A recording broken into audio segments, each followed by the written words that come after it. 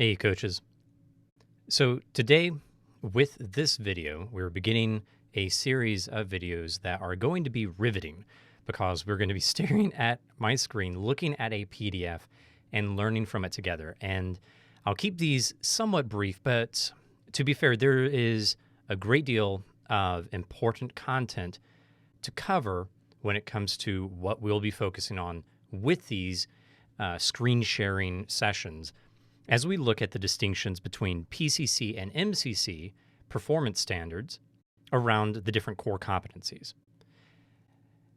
The PDF that I am looking at here is going to be linked in the training materials, but it's also in all of the corporate sponsored coach training assessments here with the assessment comparison charts or ICF competency comparison charts. So this is what they look like.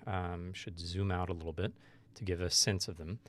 And when I was going through my journey, when I was on the journey of becoming a PCC, understanding assessing, understanding how to grow as a mentor coach, and especially as I pursued the MCC Master Certified Coach credential, this PDF was very important for me. And I know it sounds silly that a PDF should dictate so much of what a coach does, becomes, and to a degree that we should take what we see here with a grain of salt.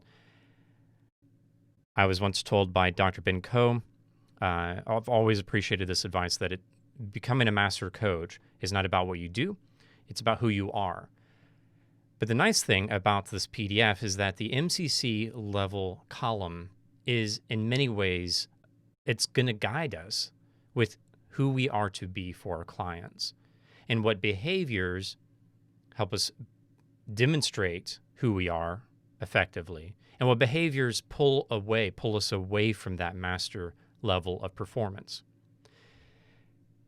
With all of coach training, one of the things I constantly say is no one should be trained to the ACC level. And you can see that if you look at this chart. We're not going to really focus on the ACC distinctions.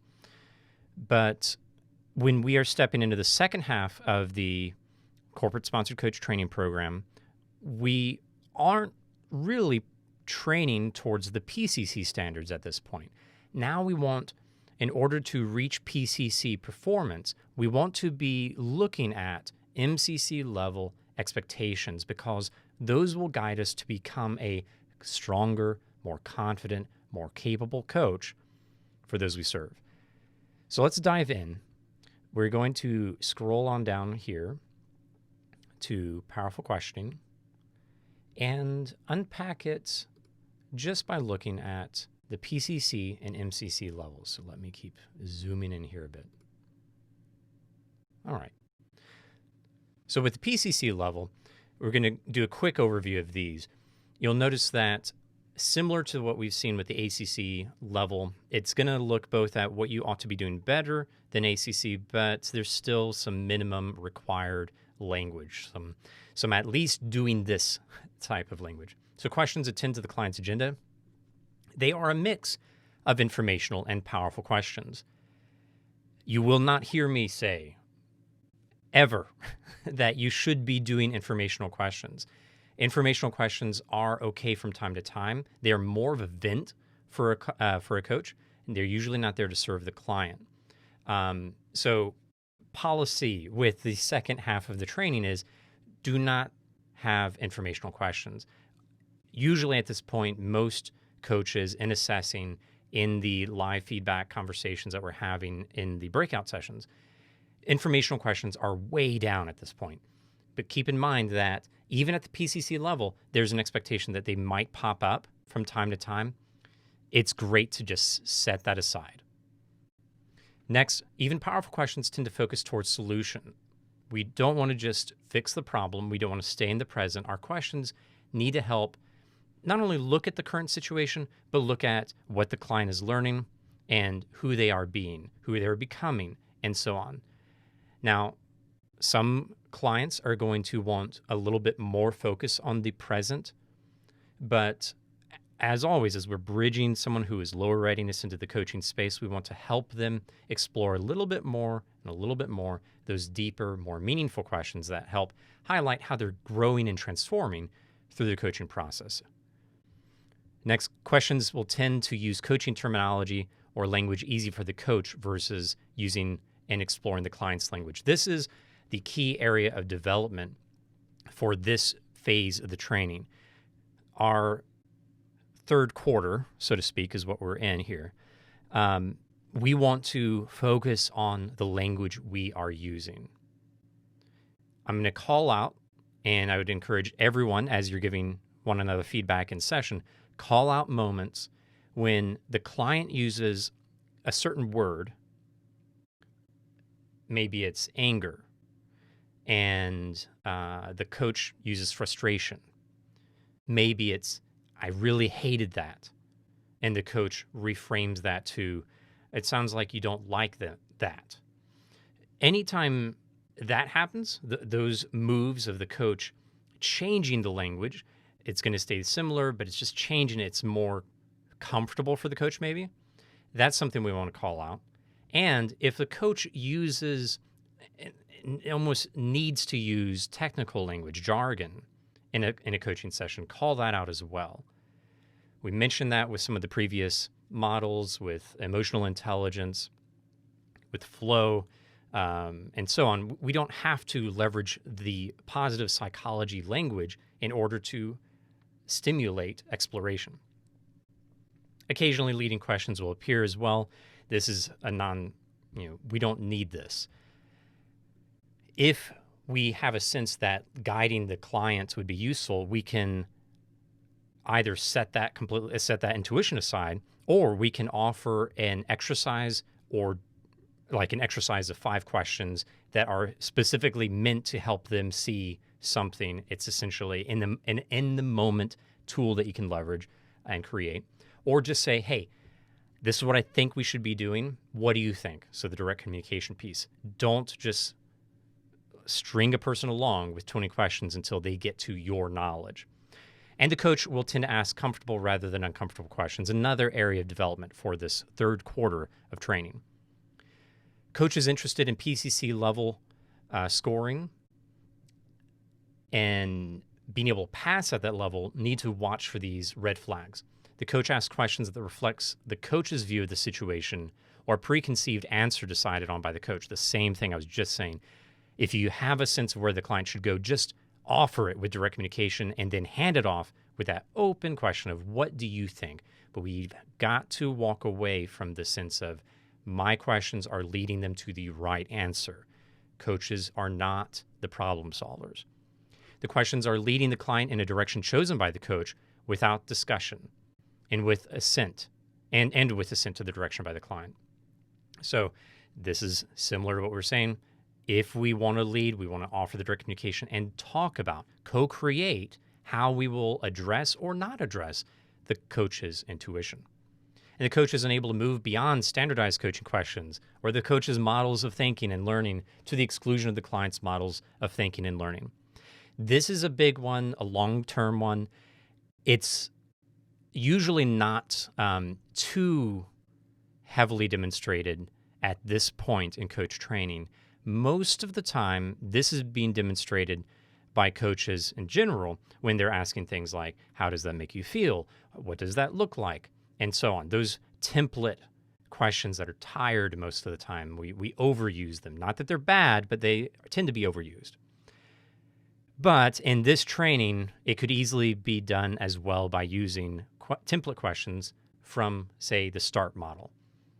If the client is using language that makes sense for this agenda that they are wanting to set with the coach, and the coach doesn't add any flavor to the template START model agenda setting questions, then there's going to be a lack of connection. The START model, those are training wheels. Those letters are training wheels. It's time to set that aside. And we'll talk about that next session. But that's definitely true here. Coaches' questions should be focused on the client's language and the client's way of thinking. Again, this is pretty long-term, something that we want to attain over time. But it is important as we are in this third quarter to move towards the deeper language of the client's model, their way of thinking, their way of talking. So for now, we're just going to do a quick overview of the MCC level, and we'll take a deeper look at this with the fourth quarter of the training as we revisit the competencies. At the MCC level, the coach's questions are direct and evocative and significant to the client. They are responding to what the client is offering. Direct is indicating a sense of clean. It is clean language. There's not a bunch of setup. There's not a bunch of explanation. There's just the starter word, the sense or the focus, and somewhere in there to demonstrate responsiveness, the client's language, their body language, something the coach has noticed about the client, the movements of the coach within a session or multiple sessions, the relationship. This is where we want to be with our questions most of the time, and that requires a lifelong journey of development. So don't beat yourself up, because this is what all coaches are working on. All professional coaches who are growing work on this work. The coach uses client language and learning style. The coach is fully curious and is not trying to get to the client to answer the questions with knowing what the answer is. So none of the, here's my question, right? That sense of, oh, there's a right answer here and I want them to see it. We got to set that aside or offer it directly with direct communication and stepping back with a handoff question. That's just how I'm seeing it. What do you see here? Avoid doing direct communication that part of direct communication in a question. And questions often require the client to find deeper contact with themselves. So this is just saying the coaching questions of an MCC heavily focus on identity, which is what we've talked about in the assessing process. You've got situation, learning and awareness, and identity-based questions. So the majority of questions in an MCC coaching call, not even every call that an MCC does will have this, but the majority of an MCC level call with an MCC ready client will have a focus on the identity of the client. The coach asks questions that help the client create a future rather than focusing on the past or the present, and not afraid to make them uncomfortable. This all goes back here, though. We are evocative. We are fully responsive. We are making sure our questions are clean and significant for the client. This is where we want to be heading as we step into the third quarter, and these are the guardrails that we want to watch out for. So take some time to look at this part of the PDF, just the powerful questions, Competency 6. I want to acknowledge here with this first video on this series that these things are actually, they are in the midst of changing. This PDF is old, but the distinctions between these two columns are going to be they're going to be the same. The language is going to be tweaked here and there, but these distinctions are extremely helpful in understanding how we can grow to the deeper level as a coach and bring our clients towards that deeper focus with our coaching. So I hope this is helpful. Take a look at this, study it a little bit, maybe for 5 minutes or so, or 5 to 10 minutes this week, and be ready to discuss what stood out to you most, what area you want to most work on as we step into the third quarter with powerful questioning. It always gets me. All right. Thank you, everybody, for coaching. Thank you for growing and serving your clients well.